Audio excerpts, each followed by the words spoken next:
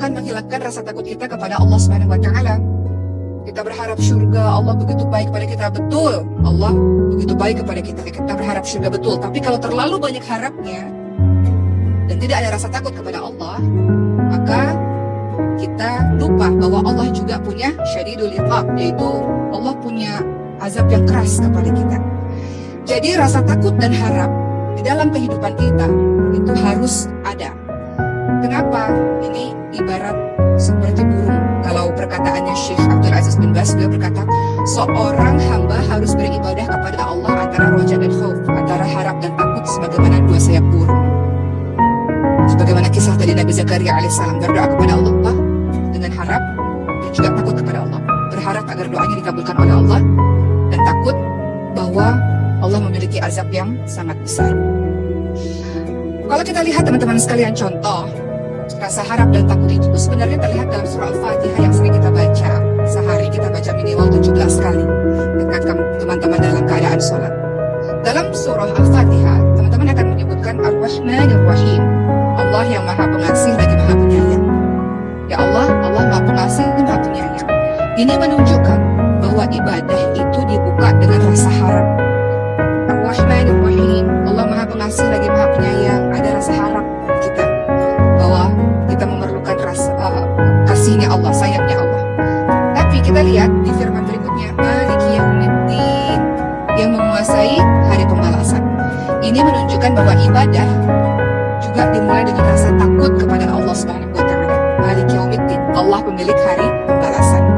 Jadi lagi-lagi kita mulai memahami bahwa ternyata ibadah kepada Allah Subhanahu wa taala dibantu unsur yang cemas. Ternyata selain harap dan cemas atau harap dan takutnya judul kita pada hari ini, ternyata kehidupan kita ini juga perlu yang namanya mahabbah, namanya cinta kepada Allah Subhanahu wa taala.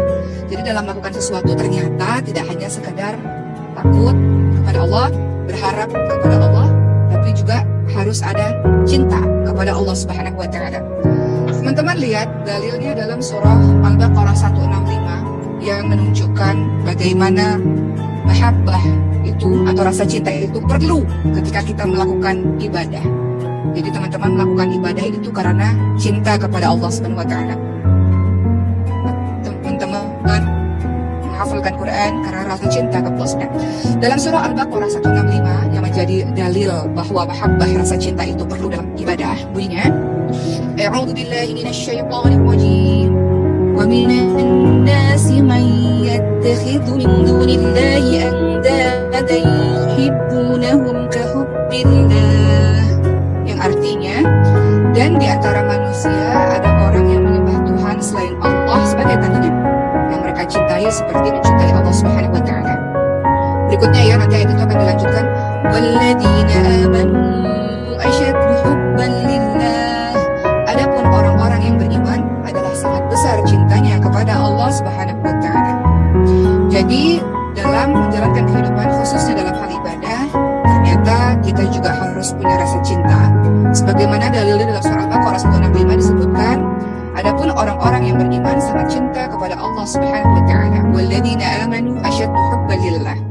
Ciri-ciri orang beriman ternyata cintanya sangat besar kepada Allah Subhanahu wa taala.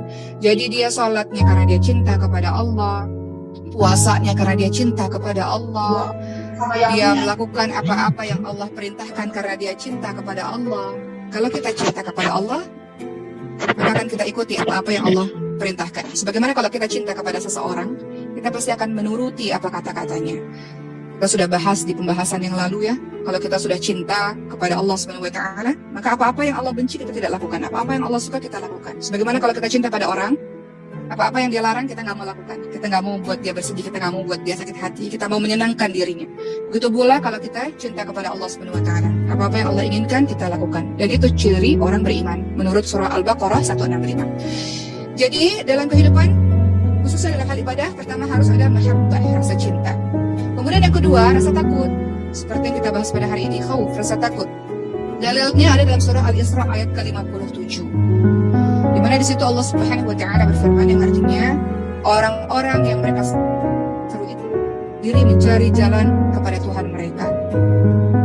Siapakah di antara mereka yang lebih dekat kepada Allah dan mengharapkan rahmatnya dan takut pada azabnya? Sesungguhnya azab Tuhan adalah suatu hal yang ditakuti. Dalam surah Al-Isra ayat 57, di sini menjadi landasan atau dalil bahwa dalam beribadah juga harus ada rasa takut kepada Allah Subhanahu wa taala.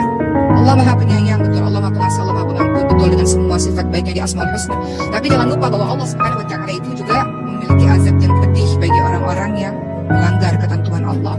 Memiliki balasan, ancaman. Di dalam Quran itu ada kabar baik, ada ancaman. Jadi rasa takut juga kita kedepankan ketika kita beribadah kepada Allah Subhanahu wa taala, atau kalau kita sedang melakukan maksiat kepada Allah Subhanahu wa taala. Kemudian ternyata berikutnya yang juga harus diperhatikan ketika kita beribadah kepada Allah, selain mahabbah, cinta, khauf, takut, juga roja, berharap kepada Allah dalam beribadah. Teman-teman baca suratul Kahf ayat 110 atau Al-Kahfi 110. A'udzu billahi minasyaitonir rajim. Faman kana yarju liqa'a rabbih falyamal 'amalan shalihan wa la yusyrik bi'ibadati rabbih ahada. Barang siapa yang mengharap perjumpaan dengan Rabbnya, maka hendaklah dia mengerjakan amal saleh dan janganlah mempersekutukan dengan apapun dalam beribadah kepada Allah Subhanahu wa taala. Ya, jadi di sini kita lihat bahwa dalam setiap perbuatan hamba kepada Allah, khususnya perbuatan dalam hal ibadah, harus ada ketiga hal ini: cinta, harap, dan takut. Contoh-contohnya dalam berdoa. Teman-teman berdoa, perasaan takutnya gimana? Takut doa kita tidak diterima oleh Allah karena kita melakukan banyak dosa. Kita selain berdoa, muhasabah. Kemarin yang sekiranya doa saya tertolak oleh Allah, atau ada nggak ya barang-barang makanan minuman yang haram yang masuk ke dalam tubuh kita yang sekiranya doa kita ditolak oleh Allah Subhanahu wa taala. Jadi ada perasaan takut. Takut juga azab Allah. Doa takut kepada azab Allah. Kemudian, contohnya dalam hal berdoa, juga kita kedepankan berharap kepada Allah. Kita berharap agar doa kita diterima oleh Allah Subhanahu wa taala. Betul-betul berharap, berhusnuzon, berprasangka baik bahwa kita berdoa, Allah akan kabulkan doa kita, dan doa itu adalah sebuah amal ibadah yang akan berdilipat pahala di hadapan Allah Subhanahu wa taala. Kita berharap agar Allah mencurahkan kasih sayangnya kepada kita. Kemudian dalam berdoa juga kedepankan rasa cinta. Kita berdoa kepada Allah karena kita cinta pada Allah, kita mengadu kepada Rabb kita. Contoh lain berikutnya, ketika dalam detik-detik wafatnya kita, bagaimana kita mengedepankan rasa cinta, takut, dan harap. Contoh dalam sakaratul maut. Kalau tadi contohnya dalam berdoa ya. Ketika sakaratul maut, bagaimana mengumpulkan rasa takut, cinta, dan harap itu? Ketika teman-teman dalam detik-detik wafat kembali kepada Allah Subhanahu wa taala, rasa takut itu contohnya adalah teman-teman merasa takut kalau meninggalnya su'ul khatimah. Hal ini dicontohkan oleh kisah ulama namanya Sufyan Ats-Tsauri. Sufyan Ats-Tsauri itu ketika menemui ajalnya, beliau tiba-tiba menangis. Kemudian seseorang berkata, "Kenapa engkau menangis, wahai Sufyan Ats-Tsauri? Apakah engkau punya banyak sekali dosa engkau kerjakan semasa hidupmu?" Kemudian Sufyan mengatakan, "Aku takut kalau tiba-tiba saja di detik-detik wafatku berbalik keimananku. Atau aku takut di detik-detik wafatnya su'ul khatimah. Walaupun seumur hidupnya misalnya beramal soleh, tapi ternyata sang ulama ini juga merasa takut bahwa wafatnya su'ul khatimah." Ini juga yang menjadi pelajaran bagi kita semua. Sampai hari ini kita berusaha berjuang untuk melakukan amal soleh, tapi harus ada takut juga dalam diri kita. Kita nggak pernah tahu masa depan kita seperti apa. Apakah husnul khatimah atau su'ul khatimah. Mati buruk atau mati dalam keadaan baik. Sufyan Ats-Tsauri, seorang ulama terkenal, ahli ibadah, yang ibadahnya juga luar biasa. Ketika menghadapi detik-detik wafatnya ada rasa takut dalam dirinya. Takut bahwa dirinya mati dalam keadaan su'ul khatimah.